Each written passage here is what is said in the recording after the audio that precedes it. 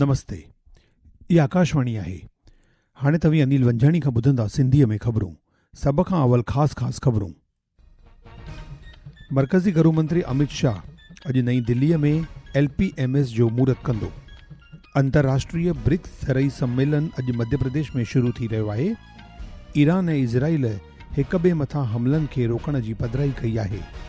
Visakhapatnam steel plant में थियल बाहि हादसे में 8 माण्हुनि जी मौत ऐं 6 ज़ख़्मी थिया आहिनि।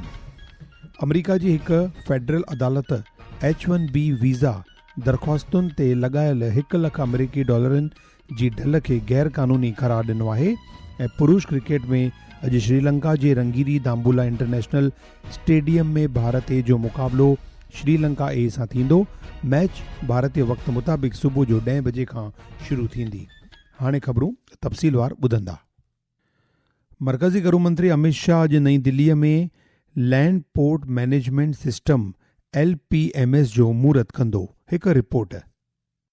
गृह मंत्रालय ने कहा कि ये प्लेटफॉर्म व्यापार, सुगमता, संपर्क, राष्ट्रीय सुरक्षा को मजबूत करने और 2047 तक विकसित भारत के संकल्प के अनुरूप है। LPMS एक डिजिटल प्लेटफॉर्म है जिसे भूमि बंदरगाहों के संचालन को एकीकृत प्रणाली में समाकलित करने के लिए डिजाइन किया गया है। ये प्रणाली कार्गो और यात्री प्रसंस्करण के लिए स्लॉट बुकिंग, भुगतान, ट्रैकिंग और सिंगल विंडो क्लियरेंस सहित संपूर्ण डिजिटल कार्य प्रभावी प्रदान करेगी। इस अवसर पर गृह मंत्री मेघालय के दावकी और त्रिपुरा के श्रीमंतपुर लैंडपोर्ट में नव विकसित हितधारक आवास सुविधाओं का भी उद्घाटन करेंगे, जिससे सीमा प्रबंधन और कर्मियों के लिए बुनियादी ढांचागत सहायता मजबूत होगी। शिवांग मिश्रा, आकाशवाणी समाचार, दिल्ली।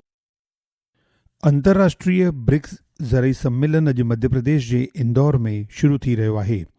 हिन सम्मेलन में 21 मुल्कनि जा ज़रई मंत्री, बर्क़ अमलदार ऐं माहिर हिसो वठी रहिया आहिनि, जंहिंमें ब्राज़ील, चीन, रूस ऐं ॾखण अफ्रीका शामिल आहिनि। हिकु रिपोर्ट।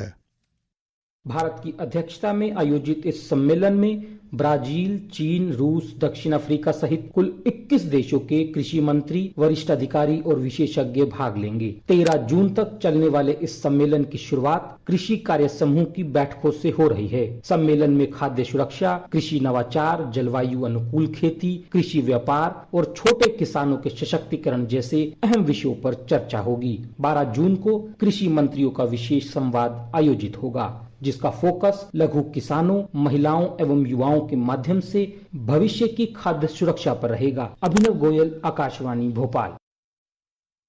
विशाखापट्टनम स्टील प्लांट में थियल बाहि हादसे में 8 माण्हुनि जी मौत थी आहे ऐं 6 माण्हू ज़ख़्मी थिया आहिनि, जंहिंमें 2 माण्हुनि जी हालत नाज़ुक आहे।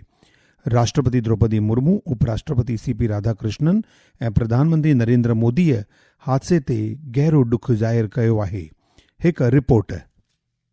राष्ट्रपति द्रौपदी मुर्मू, उपराष्ट्रपति CP राधाकृष्णन और प्रधानमंत्री नरेंद्र मोदी ने घटना पर शोक व्यक्त किया है। प्रधानमंत्री ने प्रत्येक मृतकों के निकटतम परिजन को 2-2 लाख रुपए और घायलों को 50-50 हजार रुपए की अनुग्रह राशि देने की घोषणा की है। वहीं इस्पात मंत्री HD कुमारस्वामी और नागर विमानन मंत्री राम मोहन नायडू ने कल रात दुर्घटना स्थल का दौरा किया। श्री कुमारस्वामी ने मृतकों के परिजनों के लिए 25 लाख और घायलों को 10 लाख रुपए की सहायता राशि तथा बच्चों को निःशुल्क शिक्षा देने की घोषणा की है। आंध्र प्रदेश के मुख्यमंत्री N चंद्रबाबू नायडू ने हादसे की जांच के लिए एक विशेष समिति गठित की है। समाचार कक्ष से मैं चाहत सिंह। ओमान जे मस्कत में आयल भारतीय सिफारती खाने तस्दीक कई आहे त स्ट्रेट ऑफ हॉर्मुज़ जे ॾखण में MT मैरीवैक्स जहाज़ ते फाटी निकितल बाहि खां पोइ 24 भारतीय खलासी मेंबरनि खे बासलामत बचायो वियो आहे। सिफारत खाने ओमान जी तकड़ी कार्यवाही लाइ शुक्राना अदा कया आहिनि। शुरूआती ॼाण मुताबिक़ सभई मेंबर सलामत आहिनि। ही ख़बरूं तव्हां आकाशवाणी तां ॿुधी रहिया आहियो। ही ख़बरूं तव्हां असांजी YouTube channel AIR news Gujarat तां बि ॿुधी सघो था। वधीक ख़बरुनि जी तफ़सील लाइ तव्हां असांजी वेबसाइट newsonair.gov.in खे फॉलो करे सघो था। ईरान ऐं इज़राइल हिक ॿिए मथां हमलनि खे रोकण जी पधिराई कई आहे। इहो फ़ैसिलो अमरीकी राष्ट्रपति डोनाल्ड ट्रंप जे तुर्त जंगबंदीअ जी अपील खां पोइ वरितो वियो, जॾहिं त ॿिन्हिनि मुल्कनि चिताव ॾिनो आहे त कंहिं बि नए हमले जो सख़्तु जवाबु ॾिनो वेंदो।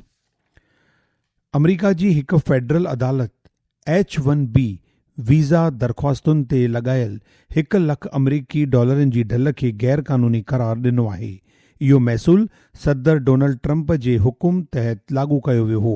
अदालत चयो आहे त कांग्रेस जी मंज़ूरीअ खां सवाइ महसूल लागू नथो करे सघिजे। अमरीका में भारतीय मूल जे घणनि ई संगठननि हिन फ़ैसिले जो स्वागत कयो आहे।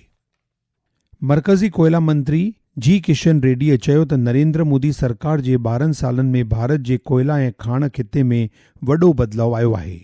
हैदराबाद में फिल्म सिटी में मुंतज़िम अख़बार नवीसनि जे सम्मेलन में हुन ॿुधायो त भारत 1 अरब टन कोयला उत्पादन जो रिकॉर्ड हासिल कयो आहे, जेको हाणे दुनिया जो ॿियो सभ खां वॾो कोयले जो उत्पादन कंदड़ मुल्क बणिजी वियो आहे। हुन चयो त कोयला खिते में अटकल 5 लख माण्हुनि खे सिधे नमूने ऐं 25 लखनि माण्हुनि खे अणसिधे नमूने रोज़गार मिली रहियो आहे। राष्ट्रपति द्रौपदी मुर्मूअ काल्ह हथियारबंद टुकड़ियुनि, मरकज़ी हथियारबंद पुलिस टुकड़ियुनि तोड़े मरकज़ी ज़ैरसाए प्रदेशनि जे पुलिस कर्मियुनि खे बहादुरी इनाम मुयसर कया। इहे इनाम राष्ट्रपति भवन में मुंतज़िम रक्षा इनाम समारोह में मुयसर कया विया। पौंडीचेरीअ में मंत्रिमंडल विस्तार तहत राष्ट्रपतिअ मुख्यमंत्रीअ जी सलाह ते 3 नवनि मंत्रियुनि जी मुक़ररी कई आहे। घरू वज़रात जे जारी कयल पधरनामे मुताबिक़ ऑल इंडिया NR कांग्रेस जो विधानसभा मेंबर P राजवेला ऐं VP शिवाको लुंगू ऐं भाजपा विधानसभा मेंबर GNS राजशेखरन खे रियासती सरकार में मंत्रीअ तौरु मुक़ररु कयो वियो आहे। असम जी मशहूर GI टैग तेजपुर लीची हींअर अंतर्राष्ट्रीय बाज़ारुनि ताईं पहुची रही आहे। मरकज़ी तिजारती उद्योग मंत्री पीयूष गोयल ॼाणायो त ज़रई ऐं प्रक्रिया खाद्य उत्पाद ख़ानगी विकास इख़्तियारी APEDA जे सहयोग सां तेजपुर लीचीअ जी पहिरीं खेप दुबईअ लाइ रवानो थी आहे। दुबई में हिकु सड़क हादसे वाक़िए में घणनि ई भारतीय पर्यटन जो मौत थियो आहे। दुबई में आयल भारतीय तिजारती सिफ़ारतखाने इन जी इतला ॾिनी आहे। सिफ़ारती खाने ॼाणायो आहे अमलदारनि अस्पताल पहुची ज़ख़्मीलनि जी मुलाक़ात वरिती आहे ऐं मकानी अमलदारनि सां गॾिजी हर मुमकिन मदद मुयसर कराई आहे। आबहवा महकमे अॼु उत्तर ओलही ऐं उत्तरी राज्यनि तोड़े ओलही राजस्थान ऐं विदर्भ में लू लॻण जी अॻकथी कई आहे। कोंकण ऐं गोवा, ओडिशा, तमिलनाडु, पुदुचेरी ऐं कराईकाल में सॼो ॾींहुं गर्म ऐं घिमियल मौसम रहण जा इम्कान आहिनि। सामूंडी कर्नाटक, केरलम, माहे ऐं उत्तरी तोड़े ॾखणी अंदरूनी कर्नाटक में अॼु ज़बरदस्त बरसात जा आसार आहिनि। पुरुष क्रिकेट में अॼु भारत A ऐं श्रीलंका A जे विच में वनडे जो पहिरियों मुक़ाबिलो खेॾियो वेंदो। मैच श्रीलंका जे रंगीरी दाम्बुला इंटरनेशनल स्टेडियम में भारतीय वक़्त मुताबिक़ सुबुह जो 10 बजे शुरू थींदी। भारत A टीम जी कप्तानी तिलक वर्मा करे रहियो आहे। टीम में वैभव सूर्यवंशी, प्रियांश आर्य, ऋतुराज गायकवाड़, अनुकूल रॉय, आयुष बदौनी, अरशद खान ऐं अंशुल कंबोज जहिड़ा नौजवान रांदीगर शामिल आहिनि। क्रिकेट में ICC महिला T20 विश्व कप 2026 खां पहिरीं खेॾियल वर्जिश मैच में भारत वेस्ट इंडीज़ खे 26 रन्सुनि खां शिकस्त ॾिनी। भारत जो ईंदड़ अभ्यास मैच सुभाणे मेज़बान इंग्लैंड सां थींदो। विश्व कप में भारतीय टीम पंहिंजे मुहिम जी शुरूआति आर्तवार ते एजबेस्टन में पाकिस्तान जे ख़िलाफ़ मुक़ाबले में कंदी। हाणे ख़ासि ख़बरूं हिकु दफ़ो वरी ॿुधंदा। मरकज़ी गृह मंत्री अमित शाह अॼु नईं दिल्लीअ में LPMS जो महूरत कंदो। अंतर्राष्ट्रीय ब्रिक्स ज़रई सम्मेलन अॼु मध्य प्रदेश में शुरू थी रहियो आहे। ईरान ऐं इज़राइल हिक ॿिए मथां हमलनि खे रोकण जी पधिराई कई आहे। विशाखापट्टनम स्टील प्लांट में थियल बाहि हादसे में 8 माण्हुनि जी मौत ऐं 6 ज़ख़्मी थिया आहिनि। अमरीका जी हिकु फेडरल अदालत H-1B वीज़ा दरख़्वास्तुनि ते लॻायल $1 लख अमरीकी जी ढल खे गैर क़ानूनी करार ॾिनो आहे। ऐं पुरुष क्रिकेट में अॼु श्रीलंका जे रंगीरी दाम्बुला इंटरनेशनल स्टेडियम में भारत A जो मुक़ाबिलो श्रीलंका A सां थींदो। मैच भारतीय वक़्त मुताबिक़ सुबुह जो 10 बजे खां शुरू थींदी। ख़बरुनि जो सिलसिलो हिते पूरो थियो। मूंखे ॾींदा इजाज़त। नमस्ते।